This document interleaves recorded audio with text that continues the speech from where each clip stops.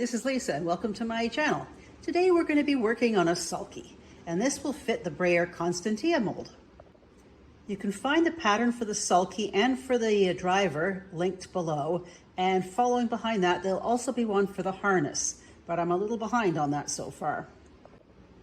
This will not be a full step-by-step video, but it will cover off most of the techniques that I've used here, and the pattern is very in-depth. It's a 40-page PDF just for the cart alone, and then another fully in-depth pattern for the clothing for the doll. And there's a short and long sleeve version available. Now, if you're concerned this will be a little difficult, just a little note that I have never soldered in my life before, and it is actually quite easy, and all the information is included below. You can also find other links online for soldering, but I don't really think you're going to need them. In the pattern, there is a full shopping list with everything you need, which products to buy to make this as easy as possible. And if you're concerned that you'll never use them again, I will be doing more carts and other items using the same products, same tools, because I have a lot more plans for some really cool stuff.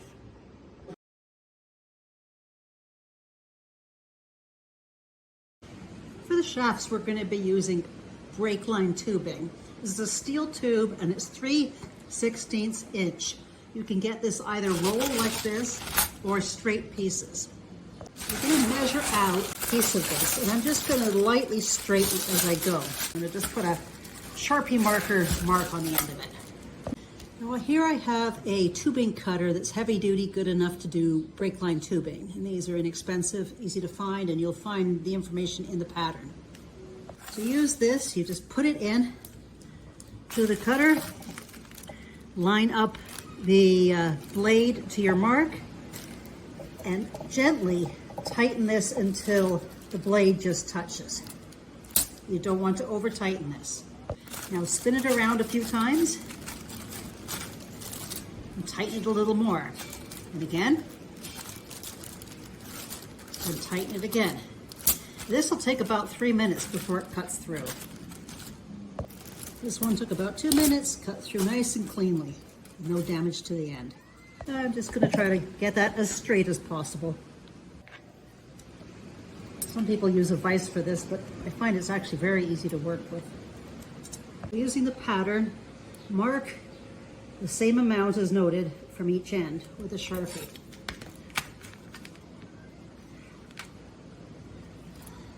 Now here we have a tubing bender, and this needs to be set up to the 3/16 so that when you put your tubing in there, it lines up to bend. Take the Sharpie mark and put it right in the middle of your bender, and then bend a 90-degree. And I find pressing down helps to get the full 90-degree bend. Okay, so I ran to my husband for that one. Now you want to take the second bend the same way, and you want to make sure it bends even, so this one will come out flat and not on an angle. So I'm going to do the same thing with this one and bend that 90 degrees, making sure it's parallel to that. Now you should have something that looks like this. A cutting board like this can help you line up and make sure it's square. Following the pattern, you're going to put in the remaining bends. If you find that you're off, this one is right, but this one's off a little bit much, just grab it again and twist it the other way towards you.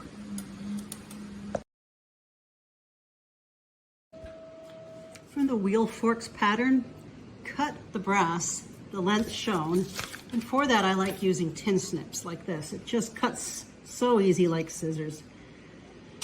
And then you can round the ends, or you can just put little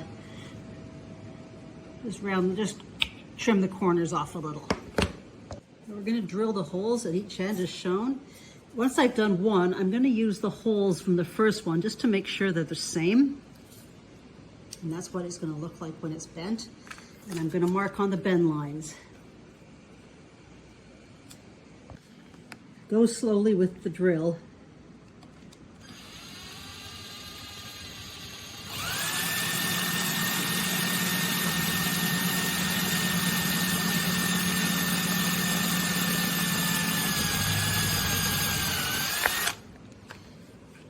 bend on those lines and make sure that it's straight so that once it's bent, it runs parallel.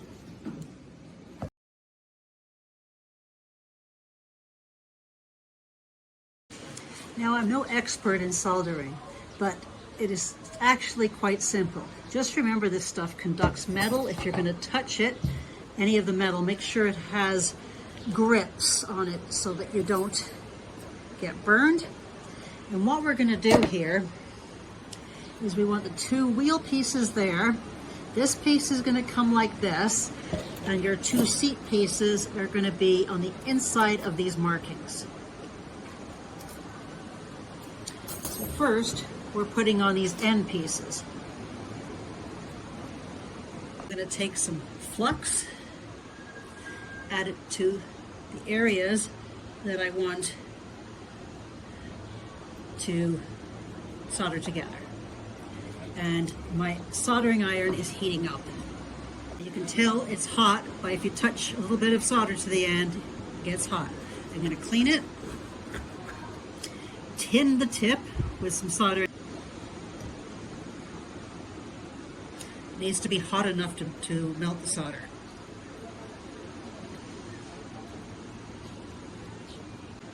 Once both pieces are heated, this is not easy to do and talk at the same video at the same time. I'm just going to scooch it into place, keeping the heat on there, and that's actually melting the tinning below. And I'm going to let that cool for a little bit. Now that just holds it on. Once that is set enough, this is still on. I'm going to let it set for a short while, and then I'm going to solder it. To solder it, you're just going to have some heat in the area. And once it's hot enough to melt the solder, you're just going to lay the solder at the side, and it's melting all by itself. Do the same on the sides.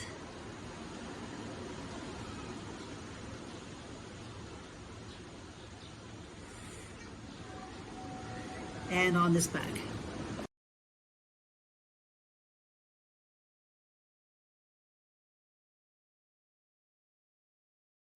Now that this is cool, which didn't take long, I am going to prep the shafts. Now notice the shafts are upside down. They are going to be placed in the center there, leaving enough room for these seat stays to go in. And the seat stays go on the inside of those lines. So the first thing I'm going to do again is paint with flux. With steel, it takes more heat when you're soldering. So before you apply the solder, make sure you've given it plenty of time for the steel to heat up. Holding this in, heating both metals, and then just holding the solder in there. And moving along as I go. Luckily this is the underside, so it's not a great big deal. So heating, apply solder all the way along. When you're doing this, you're heating the steel. Don't try to heat the brass. That'll just naturally heat because of the difference between the two metals. Remember, this thing is hot, so turning the work surface worked for me a lot better than try to touch the piece.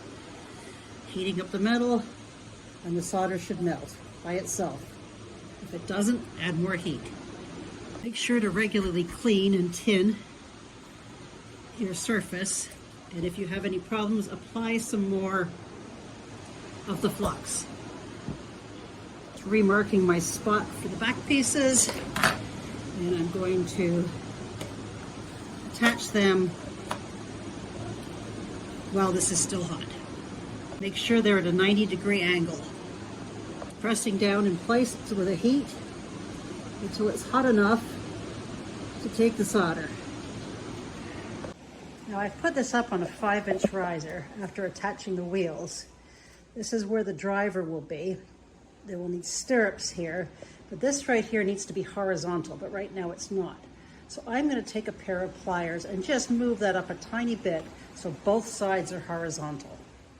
For the support system now, I've got all these pieces cut and prepared as per the pattern. And I'm going to take these stirrup piece, I'm going to mark the center,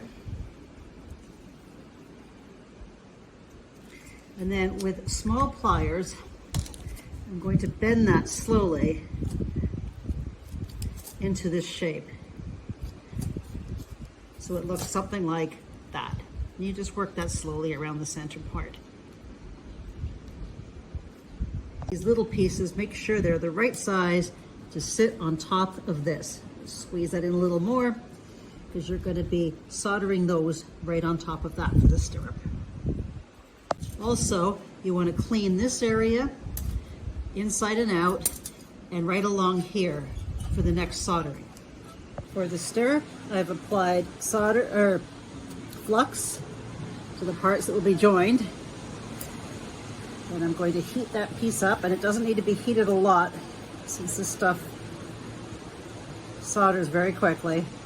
Make sure I tin my tip.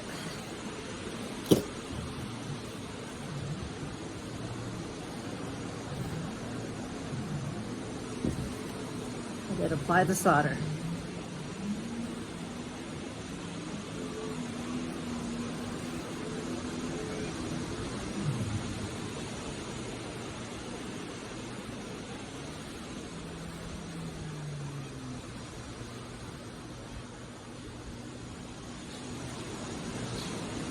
The metal needs to be hot enough for the solder to melt when applied. And then let that cool. For the side, there's a longer piece we cut and a shorter piece. And the longer piece is going to go from just above that hole to underneath there. The shorter piece is going to go on the inside here, just above the hole, and at the same spot location here. So we're going to put it on its side, and I can hold that together or hold it down with some Play-Doh to keep it in place.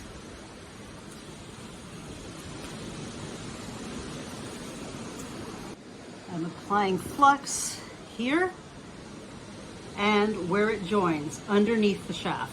You don't want it on top or side of the shaft, you want it underneath. Like that. So the first thing we want to do is get the angle.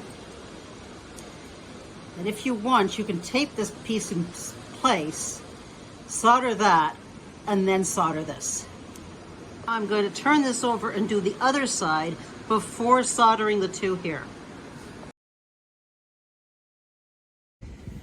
For the seat, I have two pieces of the pattern cut out, depending on your doll. I've trimmed this to size according to the pattern and bent this up with pliers. So what I'm going to do now is take this piece of the seat and with sandpaper. Now you can use wood or a PVC board for this. I'm using PVC board. You want to sand it so that it fits nicely there. And then we're going to glue that on, this piece onto this piece. But we're not gluing this onto here until after it's painted. For the seat, once it's in position, I've taken bootlaces or round cord and glued them up the side. I then have my pattern of the fabric, and I'm going to glue that on.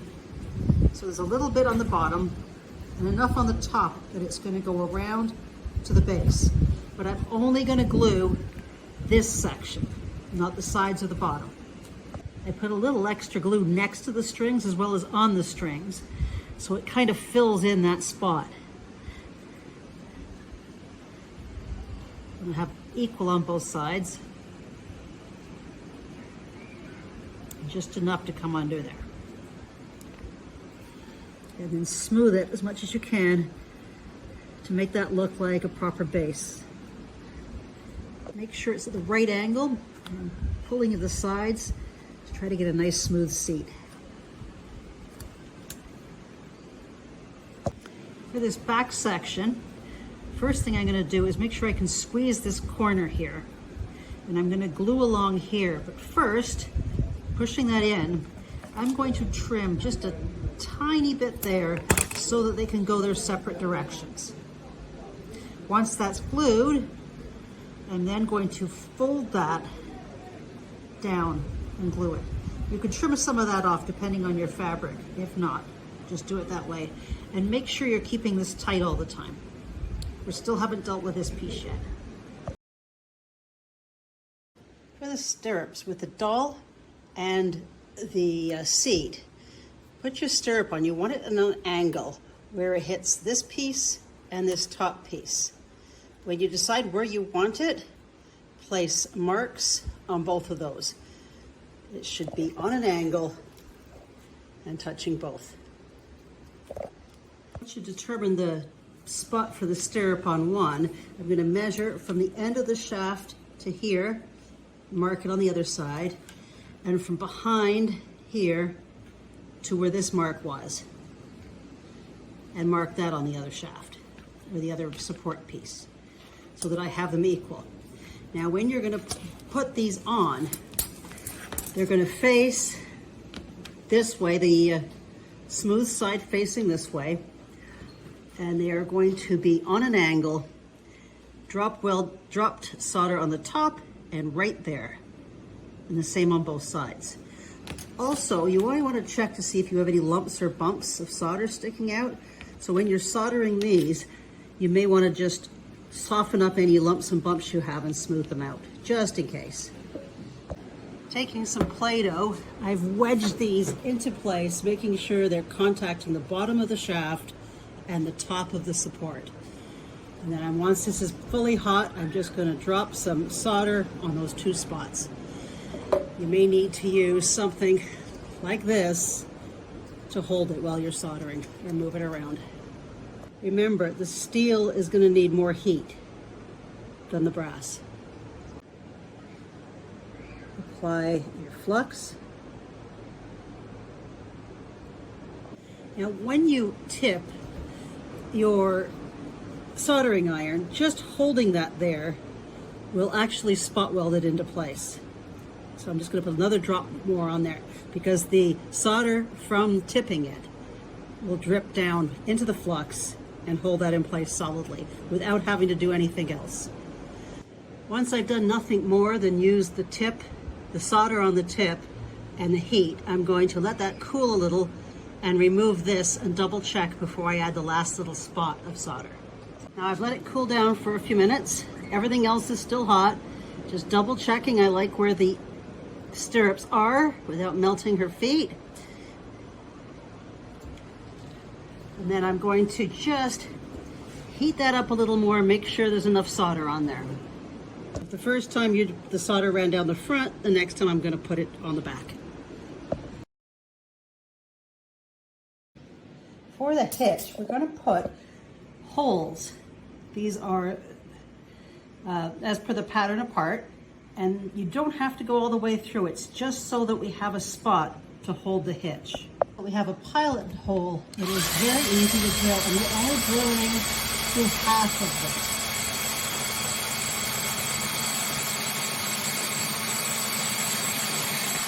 Hitch piece, we need to make some little pieces to go into these holes. So to do that, we're going to use the pattern. Just grab the end. Now, if there's too much sticking up, we can just trim that off. So it's better to have a little bit too much than not enough. You want this at a 90-degree angle, as close as possible. And using the pattern, bend up the other side.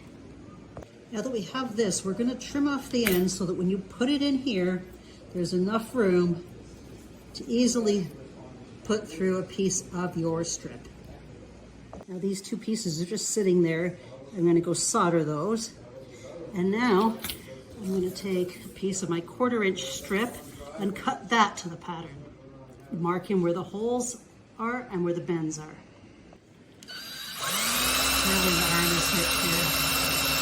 Try to get it as sensitive as possible. Once you've drilled your holes and the mark, the rough edge is on the outside. And I'm going to take this just above that mark and fold it. With strong enough pliers, squeeze that in at the end.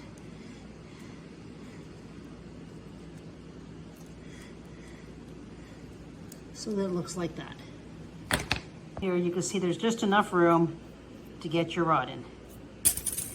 Now take it right on the hole, trying to get a straight line going in this direction, bend it there on the hole. Take the next hole, do the same. If you haven't got enough room there, you can trim a little bit of that off so that it folds up. This piece will sit on the side of the saddle of the harness and stick out for the hitch. While you're soldering and after, make sure those fit properly on both sides. Then sand off any rough edges and wash it. For the ends of the shafts, roll up a little bit of plumber's putty or epoxy sculpt. I'm just going to stick it into the shaft and create a rounded end on it. Now using water will help you shape that.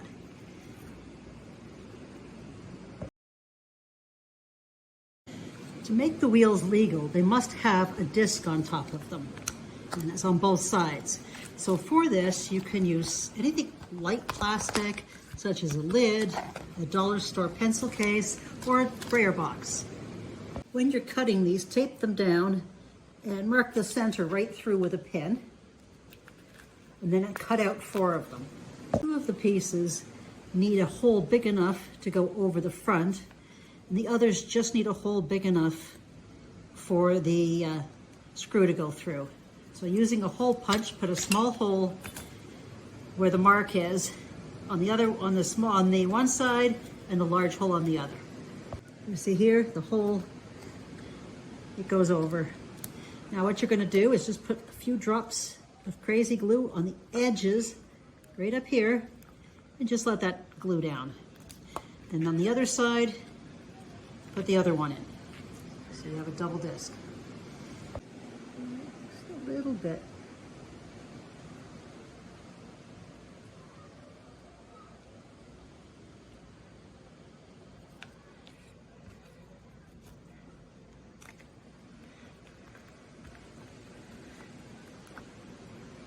Then put on the rubber. To give it a good stretch. But these are robotic tires, they're quite good quality.